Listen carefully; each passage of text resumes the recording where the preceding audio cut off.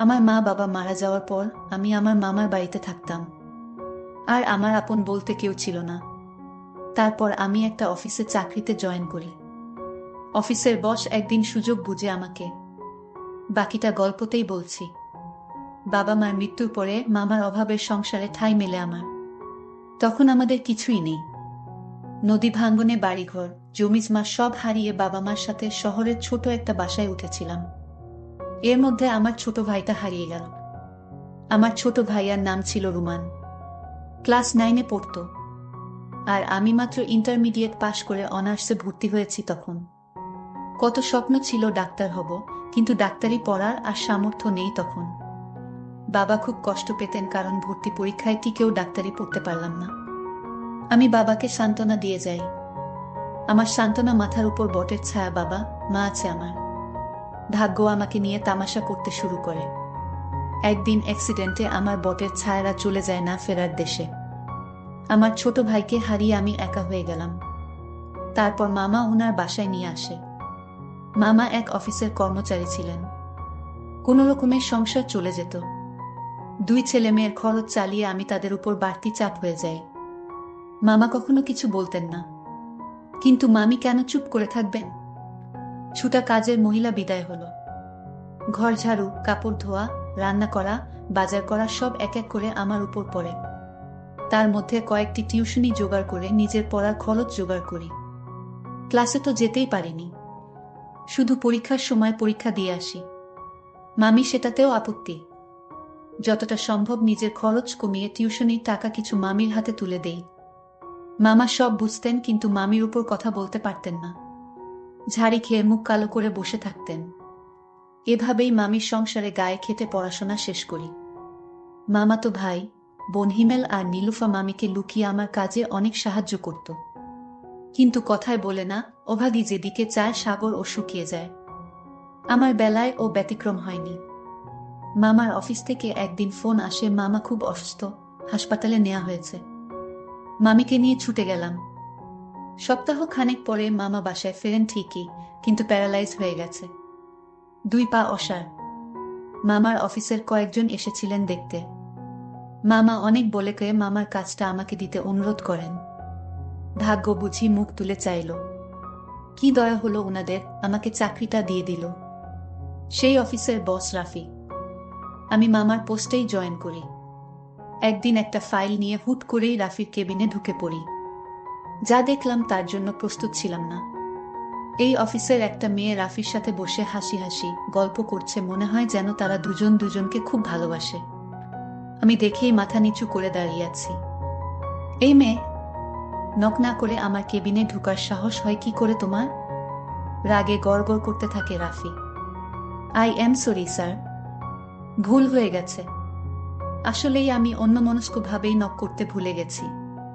কোথা থেকে এসব জুটেছে কে জানে। এই মেয়ে বাবা মা ভদ্রতা শেখায়নি। নাইমা নামের মেয়েটি এগিয়ে এসে বলল। এই মেয়ের মুখে ভদ্রতার কথা শুনে মেজাজ খারাপ করছে আমার। আমার ভুল, আমাকে আরো কিছু বললেও মেনে নিতাম, কিন্তু আমার বাবা মাকে নিয়ে কেউ কিছু বললে আমি সহ্য করতে পারি না। এক্সকিউজ মি ম্যাম, আমার ভুল হয়েছে, আমি স্বীকার করছি। কিন্তু তাই বলে আপনি আমার মা বাবাকে তুলে কথা বলতে পারেন না। আর ভদ্রতা কাকে শেখাতে হবে সেটা তো দেখতেই পাচ্ছি। নিমা আমাকে চড় মারার জন্য হাত তুলতেই ওর হাত ধরে ফেলি। এক ঝাটকায় হাত সরিয়ে দেই। আমার ব্যবহারে নিমা বোকা হয়ে গেছে। ভাবতেও পারেনি এমনটা করতে পারবো। রাফি এত সময় শুনছিল, এবার এগিয়ে আসে। এই মেয়ে, তোমার তো খুব সাহস দেখছি। স্যার, আপনার মিটিংয়ের ফাইল রেডি। Excuse me. ফাইলটা ডেস্কে রেখে আমি বেরিয়ে আসি। মাস খানেক কেটে যায়। নিমা আমার পেছনে লেগেই আছে। আমি সতর্ক থাকি যাতে আমার ভুল ধরতে না পারে। রাফি সেদিনের পর আমাকে কিছু বলেনি, কিন্তু 1 সপ্তাহের মধ্যেই আমার পোস্ট পরিবর্তন করা হয়। আগে মামার পোস্টে থাকলেও এখন আমি রাফি পি.এস। রাফির পাশের কেবিনটা আমার। এদিকে মাসের শেষে অফিসে একটা পার্টির আয়োজন করা হয়। পার্টি চলাকালীন আমি এক কোণায় দাঁড়িয়ে থাকি। এসবে আমি অভ্যস্ত নই। হঠাৎ খেয়াল করলাম সকলের মধ্যমণি রাফি নেই। কিছুক্ষণ পরেই রাফির ফোন। একটা জরুরি ফাইল নিয়ে কেবিনে যেতে বলে। নক করে কেবিনে ঢুকে দেখি রাফি চেয়ারে নেই। কেবিনটার একপাশে বসার জন্য আলাদা জায়গা আছে। তার পাশের জানালার কাছে রাফি দাঁড়িয়ে আছে। রাফি আমার দিকে তাকিয়ে আছে। রাফি আমায় বলল, তুমি আমাদের সাথে থাকতে পারো অনুষ্ঠানে।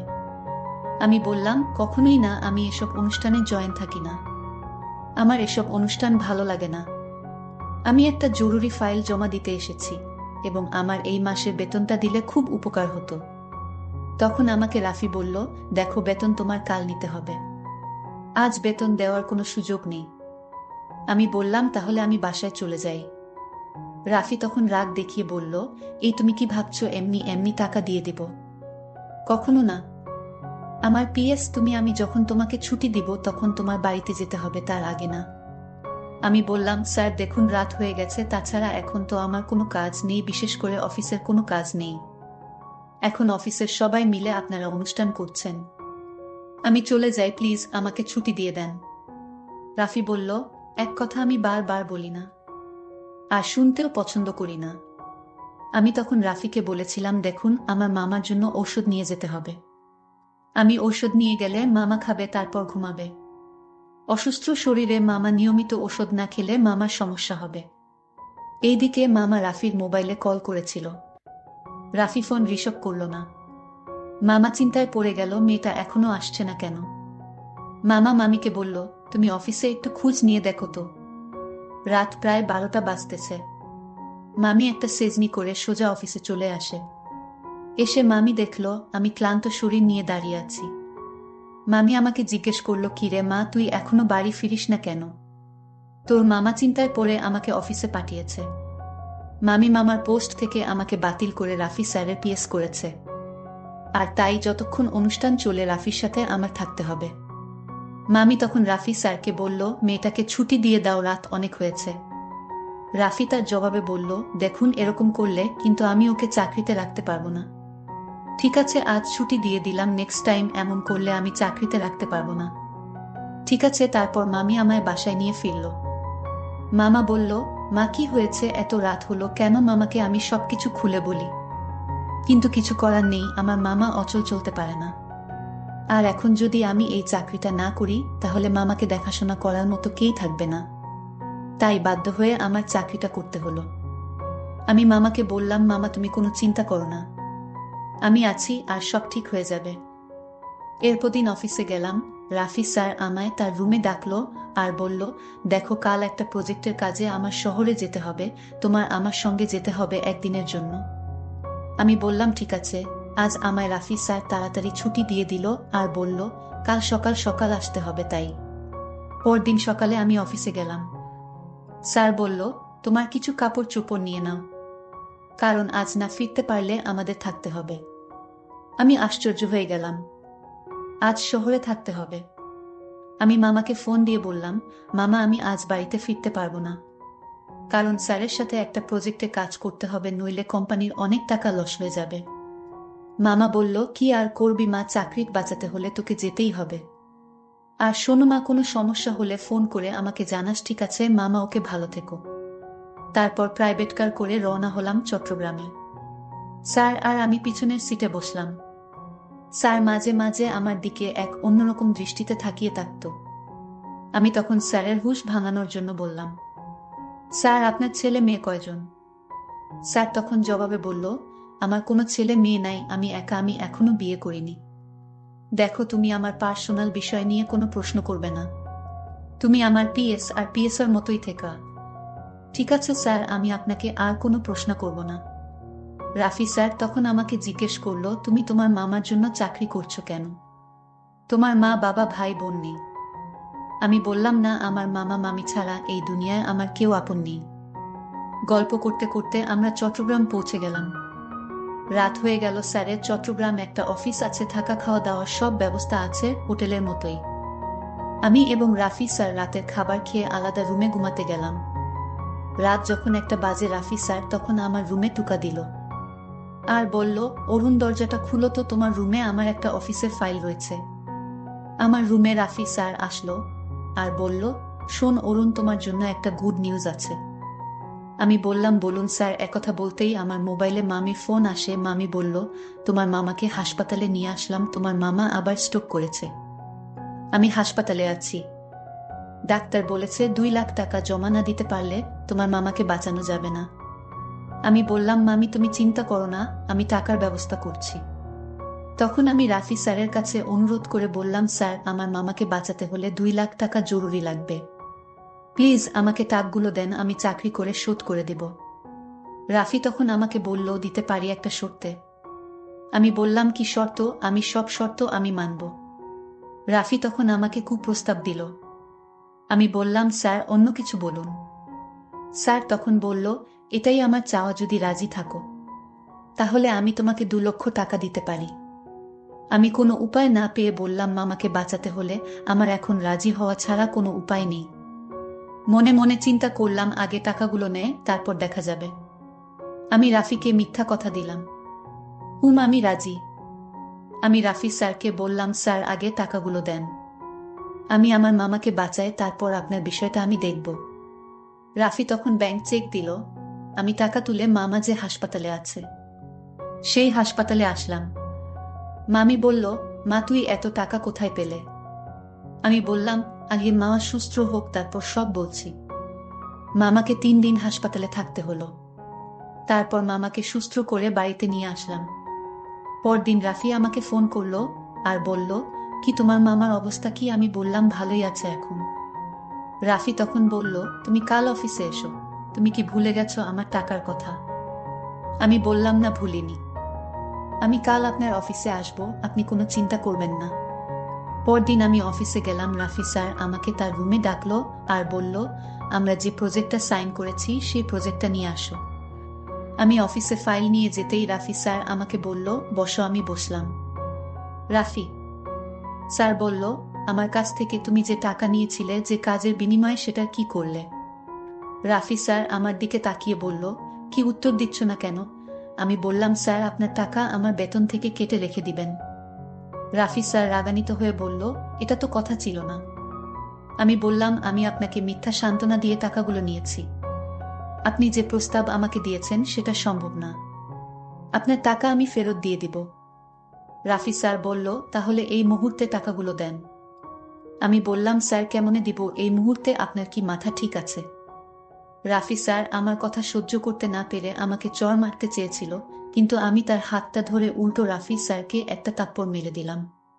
রাফি স্যার বলল, কত বড় সাহস তোর, তুই আমার গালে চড় মারলি? এই অফিসের সবাই আমাকে বাঘের মতো ভয় পায়, তোর এত বড় সাহস, আজ থেকে তোকে এই অফিসের চাকরি থেকে বহিষ্কার করলাম। আমি চাই না আপনার অফিসে চাকরি করতে, আমি রিজাইন দিয়ে চলে আসলাম। যখন চলে আসি তখন আমার ছোট একটা মাইনি ব্যাগ ছিল, সেই ব্যাগে আমার আর আমার ছোট ভাইয়ের সাথে অর্থাৎ একসাথে ছবি ছিল। আমি ভুল করে অফিসে সেই ব্যাগটি ফেলে রেখে আসলাম। রাফি স্যার তখন সেই ব্যাগটা হাতে তুলে নিল। তখন ব্যাগটার ভিতরে ছবি দেখে সে চমকে উঠে, এটা তো আমার ছোটবেলার বোনের সাথে তোলা ছবি। আমি হতাশ হয়ে গেলাম। আমি তাড়াতাড়ি মেয়েটির বাসায় গেলাম। বলতে ভুলেই গেছিলাম, আমার বড় বোনের নাম ছিল রিনা। আমি তার বাসায় ঢুকতেই বলল, এই নিন আপনার টাকা, মামার যে জমিটুকু ছিল সেটা বিক্রি করে দিয়েছে। তার মুখে টাকাগুলো ছুঁড়ে ফেলে দিলাম, আপনি টাকাগুলো নিয়ে এক্ষুনি বাসা থেকে চলে যান। আমি বললাম, ঠিক আছে চলে যাব, তার আগে বলুন এই ছবিটা আপনার কাছে কিভাবে এলো? আপনি ভুল করে এই ছবিটা অফিসে ফেলে এসেছেন। সে উত্তর দিল, সেটা আপনার না জানলেও হবে, এটা আমার পরিবারের বিষয়। রাফি তখন বলল, আমি চলে যাব, কোনোদিন আসবো না, শুধু একবার বলুন ছেলেটির সাথে মেয়েটি কে? সে বলল, এটা আমার হারিয়ে যাওয়া ছোট ভাই, আমি ওর বড় বোন। আজ থেকে 20 বছর আগে আমি তাকে হারিয়ে ফেলেছি। রাফি তখন চোখের পানি ছেড়ে বলল, তার পায়ে পড়ে বলল, আমাকে মাফ করে দে আপু, এই ছবিটির ছেলেটি আমি। আমি তোমার ছোট ভাই, নদী ভাঙনে আমি হারিয়ে গিয়েছিলাম। তখন একজন বড় লোকের বাসায় কাজ করতাম। ওনারা তাদের ছেলে হিসেবে আমাকে দেখত, কারণ তাদের ছেলে মেয়ে ছিল না। আর তখন ওনারা আমার নামটা পরিবর্তন করে রাফি দিয়ে দেয়। তাদের ব্যবসার দেখাশোনার দায়িত্ব আমাকে দেন। আমি তোমার ছোট ভাই আপু, আমি তোমার সাথে যে অন্যায় করেছি আপু, সেটা ক্ষমার যোগ্য না। আপু তুমি আমায় ক্ষমা করে দাও। রিনা তখন চোখের পানি ছেড়ে বলল, আমি আমার ভাইকে পেয়েছি, এর চেয়ে আনন্দ আর কি হতে পারে। প্রিয় বন্ধুরা, গল্পটি তোমাদের কাছে কেমন লাগলো তা অবশ্যই কমেন্ট করে জানাইবা। আর এরকম নতুন নতুন গল্প পেতে আমাদের চ্যানেলটিকে সাবস্ক্রাইব করে পাশে থাকবেন। ধন্যবাদ।